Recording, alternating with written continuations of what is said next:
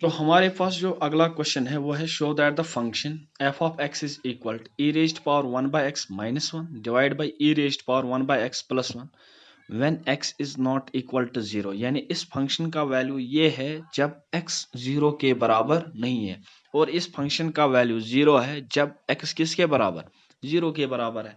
और आपको ये शो करना है कि ये फंक्शन क्या है, डिसकंटिन्यूअस। कहां पर, जहां पर x किसके बराबर है, 0 के बराबर। तो सबसे पहले क्या काम करेंगे, हम निकालेंगे लेफ्ट हैंड लिमिट। और लेफ्ट हैंड लिमिट में आपको मैंने बोला था कि हम लिखते हैं limit of x tends to 0, और 0 के ऊपर हम नेगेटिव साइन डालते हैं, फिर एफ ऑफ एक्स आ जाएगा, यानी फंक्शन की वैल्यू आ जाएगी। और यहाँ पर फंक्शन का वैल्यू आपको डोमेन देखकर ही देनी है, यानी डोमेन इसका यहाँ पर है x is not equal to 0, यानी x 0 नहीं है तब इसका वैल्यू ये है। और यहाँ पर भी यही चीज हमने लिखी है, x इज अप्रोचिंग टू 0, यानी x 0 तो नहीं है, तो फंक्शन की वैल्यू ये आ जाएगी e raised power 1/x-1 divide by e raised power 1/x+1।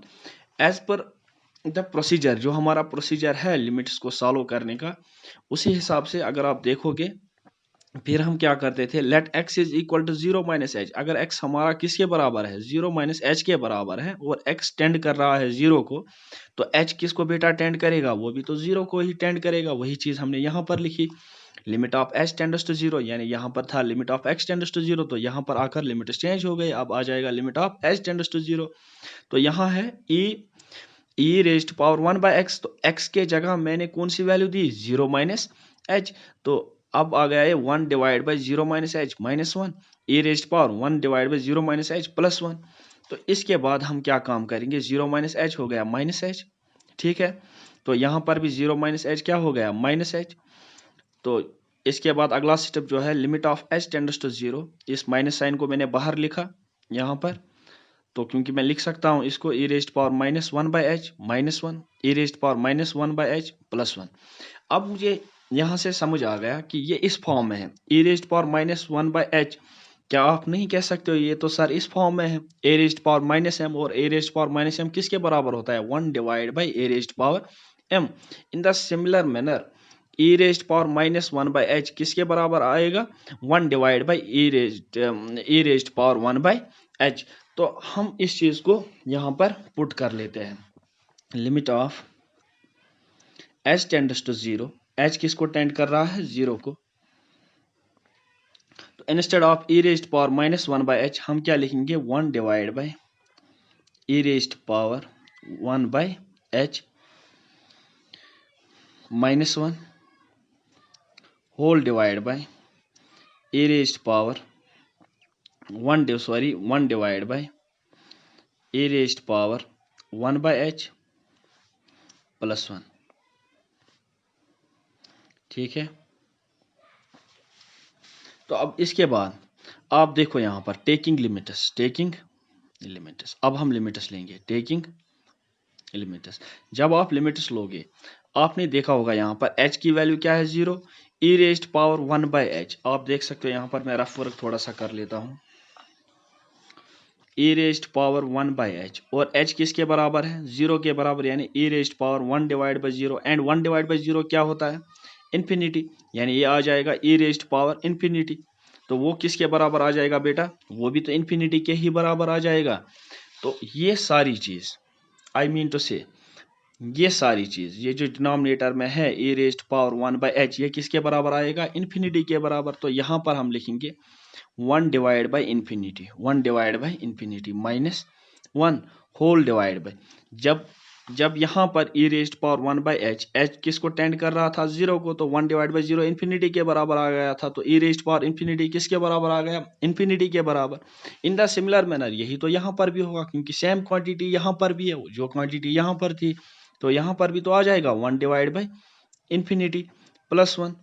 और आपको मैंने बताया था जब हम अलजेब्रा पढ़ रहे थे, 1 डिवाइड बाई इन्फिनिटी हमेशा किसके बराबर होता है, 1 डिवाइड बाई इन्फिनिटी हमेशा किसके बराबर होता है, 1 divide by infinity, 1 divide by infinity is always equal to 0। तो यहाँ पर क्या आ जाएगा, 0 -1 डिवाइड बाई 0 +1, यानी -1 डिवाइड बाई +1, -1 डिवाइड बाई +1, तो वो किसके बराबर आ जाएगा, -1 के बराबर। आप देख सकते हो क्योंकि ये वाला क्वेश्चन जो है बोर्ड एग्जाम में 4 नंबर में पूछा जाता है। तो इस क्वेश्चन में चाहे तो आप यहीं तक कर लो, क्योंकि आपको क्या शो करना है, show that the function is discontinuous at x is equal to 0। Prove तो ये हो गया कि ये डिसकंटिन्यूअस है एट एक्स इक्वल टू 0। क्यों, कैसे प्रूव हो गया? क्योंकि जब आप एफ ऑफ 0 की वैल्यू देखोगे वो किसके बराबर है, वो तो 0 के बराबर है, और लेफ्ट हैंड लिमिट तो -1 के बराबर है, यानी f of 0 and left hand limit is not equal. Hence you can conclude here the function is discontinuous at x equal to 0। अगर आप चाहो तो आप राइट हैंड लिमिट निकाल सकते हो, राइट हैंड लिमिट में भी आपको यही procedure, same to same procedure ही फॉलो करना है। तो फिर भी मैं आपको सिखाऊंगा कि राइट हैंड लिमिट इस क्वेश्चन में आप किस तरह से निकालोगे। Pause the video and note down these things. तो जैसे कि आप जानते हो कि लेफ्ट हैंड लिमिट तो निकाला हमने, उसकी वैल्यू क्या आ गई थी -1, और एफ ऑफ 0 हमारे पास गिवन है कितना 0। तो अब हमने राइट हैंड लिमिट अब हम निकालेंगे। तो राइट हैंड लिमिट में आप क्या करोगे कि limit of x tends to 0 f of x, ठीक है। 0 पॉजिटिव इसीलिए क्योंकि हमें राइट हैंड लिमिट निकालना है, तो यहाँ पर फंक्शन की वैल्यू हम देंगे। तो क्योंकि हमने पहले ही देखा था कि ये 0 को बेटा अप्रोच कर सकता है कहाँ से, राइट हैंड साइड से भी और लेफ्ट हैंड साइड से भी, और 0 के इस साइड लेफ्ट हैंड और राइट हैंड साइड दोनों एक ही वैल्यू दी है इसने फंक्शन की। वो आप देख सकते हो यहाँ से क्वेश्चन से, x is not equal to 0, यानी when x is not equal to 0 on both the sides left and right the value is e raised power 1 by x minus 1 e raised power 1 by x plus 1। तो यानी function की value यहाँ पर भी same ही रहेगी, e raised power 1 by x minus 1 E raised power 1 by x plus 1। उसके बाद हमने क्या किया, x is equal to 0 plus H. वहां पर क्या किया था हमने, x is equal to 0 minus H. क्यों किया था 0 माइनस एच? क्योंकि वो छोटी सी क्वांटिटी 0 में से माइनस हो रही थी लेफ्ट हैंड साइड में, और राइट हैंड साइड में वो छोटी सी क्वांटिटी क्या हो रही है, प्लस हो रही है। तो तभी यहाँ पर हमने प्लस किया, x टेंड्स टू 0। अगर x टेंड कर रहा है 0 को, तो h किसको टेंड करेगा बेटा, वो भी तो 0 को ही टेंड करेगा। अब इसके बाद limit of h tends to 0, यानी यहाँ से लेकर यहाँ तक लिमिट्स हमारे क्या होते हैं, चेंज होता है। और limit of h tends to 0 e raised power 1 by x, x के जगह क्या आएगा 0 प्लस h, यानी 1 by 0 plus h minus 1 e raised power 1 by 0 plus h plus 1। तो ये आ जाएगा e raised power 1 by h minus 1 e raised power 1 by h plus 1। अब देखो आप एक चीज यहाँ पर, क्योंकि लिमिट किसको h किसको टेंड कर रहा है बेटा, वो टेंड कर रहा है 0 को। अगर हम यहाँ पर h की वैल्यू 0 देंगे तो ये सारी क्वांटिटी 1 डिवाइड बाई 0 हो जाएगा। तो 1 divide by 0 is equal to infinity, and e raised power infinity is infinity, and infinity minus 1। आप इस चीज को सॉल्व नहीं कर सकते हो। तो इसलिए हम क्या काम करेंगे, जो ये e raised power 1 by h है, इस e raised power 1 by h से ऊपर डिनोमिनेटर और न्यूमरेटर दोनों को हम डिवाइड करेंगे। तो हम इसके बाद क्या लिखेंगे, divide numerator oblique denominator by e raised power 1 by h on both sides, on both sides. तो हम लिखेंगे लिमिट ऑफ, तो हम लिखेंगे limit of h tends to 0, h tends to 0 e raised power 1 by h divide by e raised power 1 by h, और मैं simplify भी इसको यहीं पर करूंगा, minus 1 divide by e raised power 1 by h whole divide by e raised power 1 by h divide by e raised power 1 by h plus 1 whole divide by e raised power 1 by h।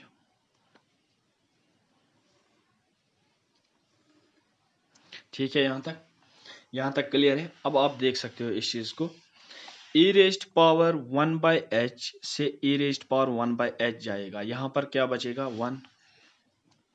इस चीज को यहाँ पर मैं solve कर लेता हूँ। तो limit of h tends to 0, h tends to 0, यहाँ पर आप देख सकते हो e raised power 1 by h से e raised power 1 by h गया, तो क्या बचा यहाँ पर 1 minus 1 divide by e raised power 1 by h whole divide by e raised power 1 by H से e raised power 1 by h जाएगा तो क्या बचेगा, नीचे भी 1 plus 1 divide by e raised power 1 by H. अब हम देखो, जब भी हम कोई टर्म न्यूमरेटर और डिनोमिनेटर को डिवाइड करते हैं तो हमें इस चीज़ का ध्यान रखना होता है कि वैल्यू हमारे एक्सप्रेशन का चेंज नहीं होना चाहिए। अब आप देख सकते हो, अगर मैं इस e raised power 1 by H से 1 को मल्टीप्लाई करूंगा तो ये फिर से e raised power 1 by H ही आएगा, -1 whole divide by e raised power 1 by H, e raised power 1 by H into 1 e raised power 1 by H plus 1 whole divide by e raised power 1 by H, और ये वाला e raised power 1 by H इस e raised power 1 by H से cancel out हो जाएगा, तो हमारा expression फिर से ये वापस आ जाएगा। तो इस चीज़ को आपका ध्यान रखना होता है। तो हम ये कर सकते हैं कभी भी डिवाइड और किसी भी एक्सप्रेशन में जो इस फॉर्म में हो, हम ये न्यूमरेटर और डिनोमिनेटर को दोनों जगह डिवाइड कर सकते हैं। तो इसके बाद टेकिंग लिमिट्स, अब आप लिमिट्स ले सकते हो। अब आप लिमिट्स यहाँ पर क्यों ले सकते हो, क्योंकि आपको पता है 1 यहाँ पर है, ठीक है। तो यहाँ पर आपके पास 1 -1 डिवाइड बाई इन्फिनिटी आएगा, और 1 डिवाइड बाई इन्फिनिटी किसके बराबर होता है, 0 के बराबर, यानी आपके पास एक वैल्यू तो आ रहा है। That is why you can do it here taking limits. जब आप लिमिट्स लेते हो तो इस चीज को फिर आप नहीं लिखते हो, limit of h tends to 0, आप सीधा लिखोगे फिर further implies that 1 - 1 divide by infinity whole divide by 1 plus 1 divide by infinity. क्यों, क्योंकि h की वैल्यू बेटा कितना आ जाएगी, 0 आ जाएगी h की वैल्यू, यानी 1 डिवाइड बाई 0 कितना हुआ, 1 डिवाइड बाई 0 कितना आ जाएगा, infinity. 1 divide by 0 infinity, and E raised power infinity further किसके बराबर आएगा, वो तो इन्फिनिटी के ही बराबर आएगा। एंड यहाँ पर क्या रहेगा आपके पास, 1 डिवाइड बाई इन्फिनिटी, यानी 1 डिवाइड बाई इन्फिनिटी, ठीक है। और 1 डिवाइड बाई इन्फिनिटी मैंने आपको अभी बोला था किसके बराबर होता है, 0 के बराबर, यानी 1 - 0 होल डिवाइड बाई 1 प्लस 0, और वो आपके पास आ जाएगा 1 divide by 1, that is equal to 1। और अब आप देख सकते हो कि left hand limit is not equal to right hand limit, left hand limit is not equal to right hand limit, and this is not equal to f of 0, यानी इन तीनों की वैल्यू डिफरेंट है। Hence the function is discontinuous at x is equal to 0, hence the function is discontinuous at x is equal to 0। I hope आपको ये सारा कुछ समझ आया है। तो इसके बाद मैं अगला क्वेश्चन ले लूंगा।